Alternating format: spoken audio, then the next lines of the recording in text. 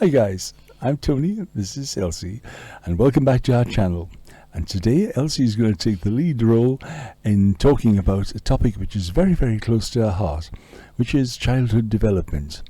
And East and West, and childhood from very, very, very early to quite to adult, I would say. And Elsie actually is closer to childhood than me because there's several years separating me from my childhood. Although I may be about to enter or having entered my second childhood, as I said. That's a thing, isn't it? Yeah, so there we go. But I hope I become more childlike and not just childish, which is unfortunate. So Elsie, tell us what you think about what is it that gets you about childhood development and why is it important? Well, I would say that it's because I believe that your childhood is a very important part of your life, and it determines what you become when you grow. Even when I was studying French, people kept saying, "Oh, if you learned it when you were like much younger, it would be so much easier." And it tells you a lot about the human brain when it's like a lot younger, that you can like shape and form it more easily when you're younger. So it's quite sad that these days the whole discipline thing is just going down the drain, and that's what gets me, the discipline bit. I think that parents are not doing their jobs well when it comes to disciplining their children. Sure. And we're focusing more on making money. And to be fair, I don't blame them. It's a lot more difficult now than it was then to save up for a house, to buy a car. All these things take, and so it's like the mom is working, the dad is working. Well, who's taking care of the child? The teachers. And I was just reading that the number of students per class in school now has even increased. So whereas like I get my parents telling me stories about how good their teachers were and how their teachers were very concerned about their personal development, not just, well, get your math homework right, but also, well, how are you actually doing? Right. Well, teachers cannot do that these days because there are just so many kids in the class. And yeah, so that's what gets me when it comes to childhood development. I don't think that not that I have experience in bringing up children, but I do think like I've seen enough children like in the past couple of years to know that, well, their upbringing is quite different from mine, because when I was a child I would get spanked or beaten when I did something wrong, whereas now it's like children can do whatever they want. Like, so I think it's quite sad that we're not taking our jobs and responsibilities very seriously in terms of bringing up the children that we've been blessed with. Yeah, that's true. I mean, to many people listening, when they talk about spanking or beating, this have all sorts of negative connotations. Yeah. They think, oh my God, it's brutal, and you're sort of repressive and regressive and all these kind of things. Having said that, if there's some form of discipline, if it works without any physical, great. I mean, in other words, if you only had to say to a child who needed correcting, please, child, don't do that because it's not good. I can give you, and the child stops. That'd be fantastic. Yeah. But sometimes we need to, well, it's like there's an old saying, the burned child dreads the fire. Right. How many times, I mean, that was a saying formed out of reality. You tell a child, don't touch that, it's dangerous, don't do that. And the child doesn't understand what danger or pain is until they touch it. Now all of a sudden it's eureka, I understand. Yeah. Okay, now most things in life don't kick back with immediate pain like touching a hot saucepan. No. So this is where the parent should step in and say, this does, you may not, it gives you pain in the long run, and not just now, for all your blooming life. Now, I was thinking about long life and being far away from childhood, and that's true, but I've never ever met anyone in all this long life of mine who has complained about being disciplined when they were young. Yeah. The only complaint I ever heard was from somebody who felt he was being disciplined unfairly. And what made it unfair was because his brother was not subjected to the same punishment. That was the bit that got him. Not the fact that he was punished. He was okay with that. He knew he'd done wrong. But if the brother had done it, the brother wouldn't get. So, and that was made him really angry. It was unfair. And he's very happy for what it's worth that he did get. And most people are, because they look around and they see the ones that haven't been disciplined by their parents, and this is even before the days of social media screens. The ones that haven't been disciplined by their parents tend to take a different path in life, which involves a lot of pain and a lot of deprivation and a lot of lack of opportunity and a difference in choice of life partners, and just a knock-on effect all the way through, you know. Yeah. So it's a really good point you raise about, like, if you had a child and you told them, oh, stop, and then they just stopped, then really there would be no need for you to just take a stick and start beating the child.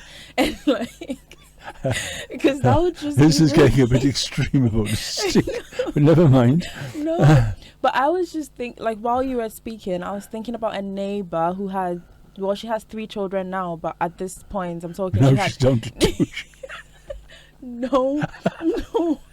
Well, she had 2 children at this time, like this time of the story, and I used to, because we were neighbors, and I used to always wonder, like, every time you'd hear her screaming, it was about the child, like he was called Benjamin. Yeah. And it was always, Benjamin, what you doing and why are you doing that? I know she might be watching this. And I'm like, I know, and I'm like, well, what about so it's almost as if, well, does the girl not do anything? So again, about the unfairness. But then one time I did go visit them in their home, because we were like family friends and we used to spend a lot of time together, and it just turns out that the girl is so like calm, and you just need to tell her, oh, just put that down, and she will. So like, every child is different, and as a parent you can't say, oh, as a parent I'm never going to beat my child. You don't really get to say that, because every child is different, and like they need to be brought up differently.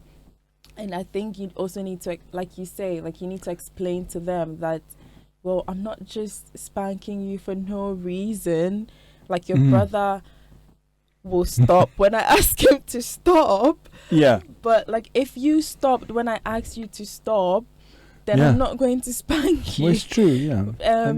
So then, like, and the other thing I've noticed is sometimes we I've seen parents treat their children as if they were senseless, like they don't know what they're doing. But a lot of times, like starting from age 3, 4, because I've worked in a daycare before, so age 3, 4, they know exactly what they're doing. Like, they know when they're doing the wrong thing, and you don't say anything about it. You just let it go on and on. So they know that when I do this, or when I slap because some people would allow their children to slap them because, oh, he's too young and he's 3 years old, he doesn't know what he's doing. He knows exactly what he's doing. He knows exactly what he's doing. And again, at this age is when, like, you get to mold and shape the person's character. You're having too much you realize this channel might get closed down, you know. Sort of people saying they're advocating brutality, you know. No, we're not. But no, it's not advocating brutality. But I think the other time I was watching Candace Owens' show, and she was talking about something like this, and she was backing it with a video of a young lady. She was about, I don't know, say between 18 and 20 years old. Yeah. And she met a guy who had been playing the piano, and he had like gotten some money. So, you know, like there's a little bowl and people had put the money in, and she just randomly walked up to the guy, hit the piano away, and walked away. Piano? Because he was playing a piano, like he was playing like an organ or whatever. Like not a big piano though. Like whatever it was. Okay. So she walked up to him, just stood there, hit her away. Why? It was no reason, just because she could. So Candace Owens was saying these are the kind of people. Oh, sorry, I thought Candace Owens did this. No, I was wondering. Oh my God. No, she was showing a video Yeah. of a young lady who Oh, had yeah. been in town. So imagine you're walking in the city center, Yeah. and well, I'm walking with you. Then we Yeah. see a man, like, you know, those kind of people who are in the city center and they're just Yeah. like singing or playing the Playing guitar, music, stuff like yeah. that. Yeah. So it's on the table, and Yeah. so she walks to him and just hits it away. Yeah. And the man was like, well, you know, so she was like, this is an example of someone who was raised in a home where they never told her no. Yeah. Then you create adults who just don't have any sense of responsibility, or who don't take responsibility for their actions. And yeah, like sometimes as parents we feel like that's the easiest route, like, oh, just let them do whatever they want. But then at the end of the day, like you say, like when you put your hand in fire, the effect is immediate. Like, oh, immediately it burns you, and then you take your hand out. On the other hand, though, life in itself, sometimes it's not like fire. Like you don't immediately feel the burn. That's right. But the pain is being stored up for you, unfortunately. And then you slowly feel it, like, and then there are children who tend to hate their parents later on in life. Oh my God, I've got a terrible story to illustrate that. Yeah. Well, yeah, but a guy in China, so obviously a native Chinese, he was sentenced to life imprisonment. I don't know what murders, God knows what he'd done, but anyway, he was there, and his mother visited him, and he was it's her son. She's visited him in prison, and he said, "Mum, remember when I was little, you used to feed me?" She said, "Well, yes. Do you think you could one last time?" She said, "But you're a grown man now, you know." And he looked, "Mum, I'm going to be here for the rest of my life, more or less. Please." And she said, "Okay." So she starts to... And he went... and he bit. Oh my God. And he spat it out, and he said, "If you had brought me up instead of just feeding me, I wouldn't be here for the rest of my life." And it's a brutal story, and it's a true story. Wow. But, you know, it's really...